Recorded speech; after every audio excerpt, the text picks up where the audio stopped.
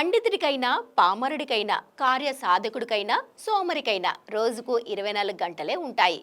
వాటిని ప్రాపర్గా వాడుకుంటే అభివృద్ధి సాధ్యమవుతుంది, లేదంటే అంతా శూన్యం అన్న మాటలు వినే ఉంటారు.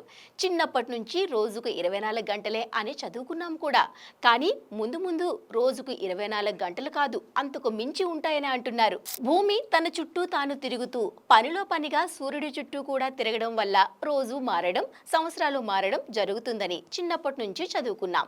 భూమి తన చుట్టూ తాను తిరగడానికి 24 గంటల సమయం తీసుకుంటుందని మాస్టర్లు కూడా చెప్పారు. కానీ రానున్న రోజుల్లో ఆ లెక్క మారనుందని అంటున్నారు సైంటిస్టులు. రోజంటే 24 గంటల కంటే ఎక్కువ గంటలు ఉండే అవకాశం ఉందని వాళ్ళు అంటున్నారు.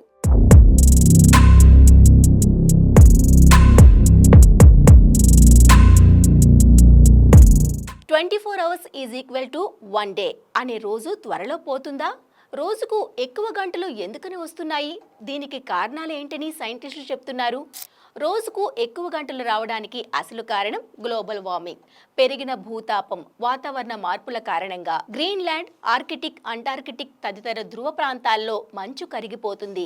ఇది ఇలాగే ఉంటే సముద్రాల్లో నీటి మట్టాలు భారీగా పెరిగిపోతాయి. అలాగే భూభాగం క్రమంగా తగ్గిపోతుంది. ఇది భూమి గ్రావిటేషనల్ ఫోర్స్ మీద, అలానే చంద్రుడు గ్రావిటేషనల్ ఫోర్స్ మీద ప్రభావం చూపిస్తుంది. దీని రిజల్ట్ భూభ్రమణ వేగంపై పడి దాన్ని స్లో అయ్యేలా చేస్తుందని సైంటిస్టులు ఫీల్ అవుతున్నారు.